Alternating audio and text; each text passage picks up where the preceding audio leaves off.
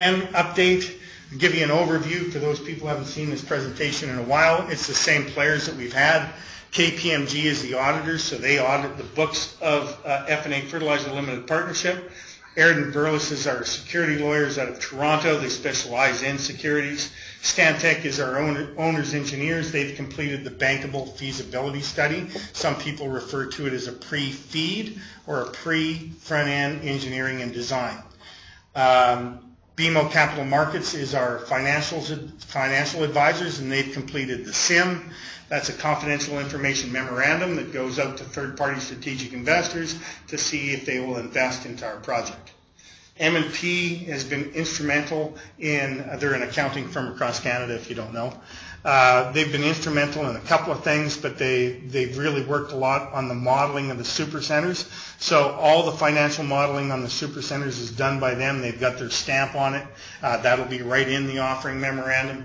M&P is also responsible for the offtake agreement. So the offtake agreement, unlike any other project, is critically important to ProjectN because farmers will relate to the fact that they've looked at pasta plants and ethanol plants and hog slaughter plants and flax board processing plants. That's called vertical integration. So they take something that they produce on their farm, like durum wheat, they process it and turn it into pasta. Once it's in pasta, then they have to go sell it.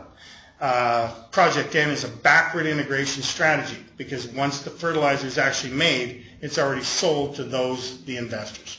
It's a backward integration strategy. We call it a closed loop system. So M&P is responsible for the offtake agreement. S&C Lavalin is our environmental engineers.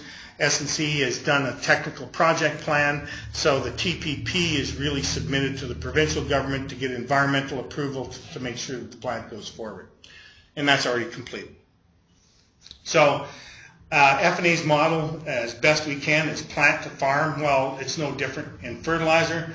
In the existing system, it goes plant, wholesaler, retailer to the grower.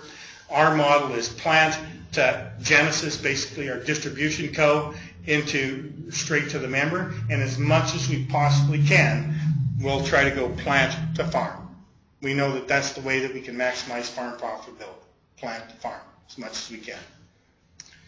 If you don't know, nitrogen fertilizer is priced out of the Black Sea. It comes out of the Black Sea into New Orleans, Louisiana, at the bottom of the map there, NOLA they call it. And the further you get away from NOLA, the higher you pay for your fertilizer. So here in Saskatchewan, we live in the highest priced point for fertilizer, yet we're in the lowest cost area of production. So they call it the netbacks are the highest in this region. So the plants in Western Canada make more money than any other plant on the continent. We contracted Integer. I just had a conference call with them on Monday. Integer is a world-renowned research firm. They sell reports for $10,000 and put on symposiums for $10,000 entry fees. Their competitors would be Argus or Green Markets or CRU. We've bought those reports. We've worked with these people. And Integer on this slide did some cost of production benchmarking on how much it would cost to produce 1 ton of urea fertilizer. So in Medicine Hat, Alberta, it costs $151 to produce 1 ton of fertilizer. In Yarra, $138 at Belle Plaine. Agrium in Redwater, $148. Redwater, Alberta. In Louisiana, $157. In Lima, Ohio, $171. So in Western Canada, these top 3 plants have the least cost of production, least cost operating of production of 1 ton of urea. This plant here in Belle Plaine was the last plant built on the continent. So it was built in the late 80s, early 90s. And we know from our bankable feasibility study that our cost is less than that because we have new technology.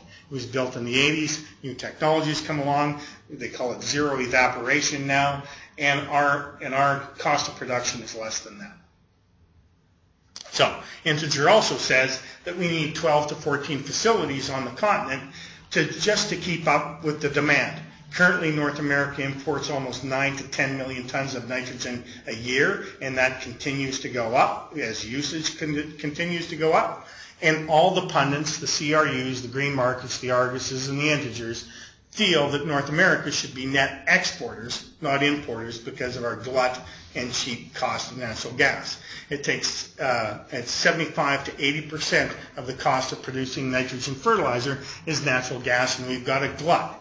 If you don't know this, our natural gas in Western Canada is priced out of AECO, out of Calgary. Western Canada has had a very mature market for natural gas for decades. We've been pumping natural gas down into the United States forever. However, every other plant is priced off of the Henry Hub out of New Orleans. And Zip Energy, the gurus of natural gas, say that we've got a 90 to 95 cent differential over a longer period of time because our gas is priced out of AECO. Just got a report from Zip Energy the other day, and that's going to widen. They think that the price of natural gas out of AECO may drop 50% this year, simply because they used to sell to the United States. The United States is now self-sufficient. All the LNG projects out on the West Coast are put off because of lots of different issues. So we've got a glut of natural gas and no home for it to go to. So the opportunity itself, it's $1.76 billion. That's going to go up. We know when we get the front-end engineering completed and design completed, that'll be at least $2 billion. The construction of the UAN and urea plant is 1.3 million metric tons of ammonia equivalency, and that'll produce 1.2 million metric tons of urea and 425,000 tons of UAN. So in the bankable feasibility study, Stantec got 5 major technology providers to give them a quote. And they break the project down into ISBL stands for inside battery limits, and OSBL stands for outside battery limits. So the guts of the plant, inside battery limits, is $1 billion. The outside battery limits are things like the railway and the office and the pump house and the roads, anything that's outside the plant. That's a critical number as I move forward, and I tried to explain this project to you. Okay? Outside is $500 million, and inside it'll be $1.5 billion. 1,900 people during construction and 170 full-time jobs. So financial highlights from the bankable feasibility study: $400 million of free cash flow. Okay? It'll distribute $150 million of cash while the plant's being paid off. Once the plant's paid off, we have $400 million to play with. Okay? Internal rate of return is 15.9%. In the BFS, the bankable feasibility study, Stantec looked at 90 variables. If you took the worst case scenario of all 90 variables, that would be dropped down to 12.2.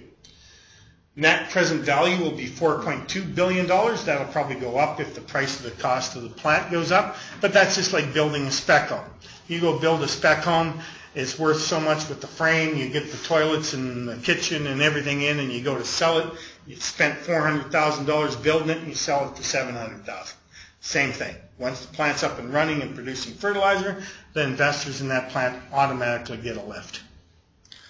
Cash payback is 8.9 years, but that includes the 3.5 years of construction.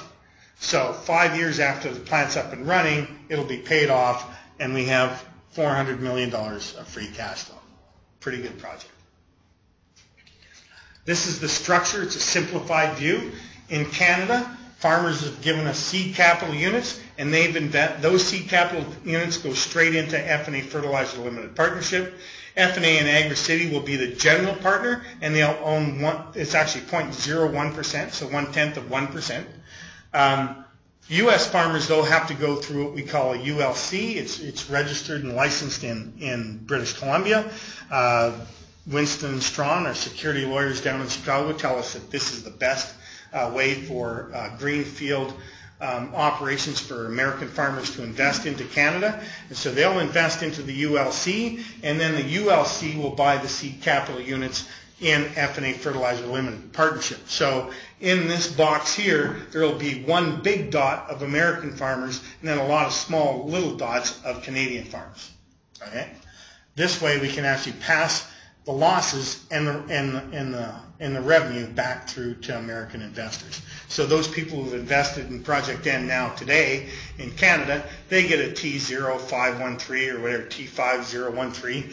Well, we're not making any money, we're only spending it, and those farmers are currently getting the write-off for the money that we're being spent. So we announced in Belle Plaine, Saskatchewan. I call this location. We're just 1.5 kilometers north of the Yar plant that sits there today, and we're smack dab in the middle of Regina and Moose Jaw, which is a good labor market, plus on the Trans-Canada Highway that runs across the nation. This is an old plot plan. Again, location. For those people on the phone, you may not see this, but on the very far left, not on the schematic, is a large water pipeline that runs down to Yar. It's got enough water to run the entire area, never mind just our plant, Yar's and Terra Grain. To the bottom of the chart, there's a gray-blue area. That is Terra Grain. That's an ethanol plant. To the right, not on the schematic, is Mosaic Potash Mine. On the left-hand side of the chart, running to the north, is a brand new line that's being put in by the CPR, right off the CPR main line, that takes you up to a brand new potash mine called K+S. We sit in their building. So that's the K+S plant. That CPR line goes there. On the north end of our property line is a CN line that goes into Moose Jaw, where there's a brand new build called AgriCorp, and there's a Cargill terminal on there. So we have both rails, we have all the water. The red dotted line that zigzags through the property and goes down to the south is Phase 3 power on both ends of the property, to the east and to the west. So here on the east side, that's a natural gas distribution hub, so that's a distribution plant. And to the left, that's another natural gas distribution plant. So we have 2 natural gas distribution plants to source from. The big yellow line that goes horizontal across the property, that's the largest natural gas pipeline on the continent. It goes down into Chicago. It doesn't get any bigger than that. Some people may have heard of the 2 plants that have been announced in North Dakota. CHS is at Spiritwood. They announced a $3 billion project. Remember I was talking to you about inside battery limits and outside battery limits? Their project is $3 billion, and they have to build a pipeline about 3 miles away. I'm talking feet, not miles. Northern Plains Nitrogen is in Grand Forks, North Dakota. The closest pipeline to them is 30 miles away. 30 miles away. So 3 miles is $3 billion. 30 miles, I don't know how much that's going to cost them. Ours is feet. So when you look at outside battery limits, we have water, we have power, we have roads, we have rail, and we have labor. So this is a slide that we give to third-party strategic investors. Everyone likes the fact that it's a closed-loop system. We've got a verbal commitment from a company that will take 100% of the production of the plant. So once the plant's up and running, or before it's up and running, we can go out to our members, our members, and say, how much do you want? Whatever you don't want, this company will take it. It makes it very bankable to a financial lead lender. They like the closed-loop system. Advanced stage of development, first to market. Well, I can't say that very much longer. Orascom down in Iowa, it's an Egyptian billionaire, is building a fertilizer plant. There's been several others announced and several others that have dropped off. CHS, which is a big, huge cooperative down in the United States, is announced in Spiritwood. They haven't started yet, but they've got money. So we want to be first to market, keeping in mind that Integer says that we need 12 to 14 fertilizer plants in North America. World-class infrastructure and low-cost natural supply of gas. I've already talked about that. Attractive economics, that's the $400 million of free cash flow. And Canada is a safe jurisdiction to do business in. In Saskatchewan, not actually every province, but in Saskatchewan, we've got a very low corporate tax rate, lower than every United state there is. That's why Burger King moved their head office to Canada when they bought Tim Hortons. That's why Halliburton moved their office to Dubai, to get out of the corporate tax rate that they have to pay in the United States. Saskatchewan's got a very low cost tax rate, plus Canada's open for business, and especially this provincial government. So, ProjectN update. This is right out of this drawing's right out of the bankable feasibility study. Seed capital raise we're in right now. The technical project plan for an environmental approval is already done. The preliminary bankable feasibility is done, and we're currently looking at a strategic partner, and I'm currently receiving bids from 2 technology providers for the feed, the front-end engineering and design. That's about a $30 million ticket item. What we're looking from those people, and I've got a meeting with them next week, what we're looking from those people is to either give us a discount on the feed so we can actually afford to do it, while at the same time in return we give them a lump sum turnkey contract to build the plant and provide debt financing. What I mean by debt financing is they're the technology provider. They're also what they call the EPC, the engineering, procurement, and construction firm. They build the plant and then lease us the equipment until the plant's paid off. And for that, they obviously get a portion of the plant. So this is right out of the bankable feasibility study. You can see the timeline. We thought we would be doing the feed in 2014. It's 2015. So take every one of those years and add one onto it. So we thought it was going to be the spring of 2017. We're now at the spring of 2018.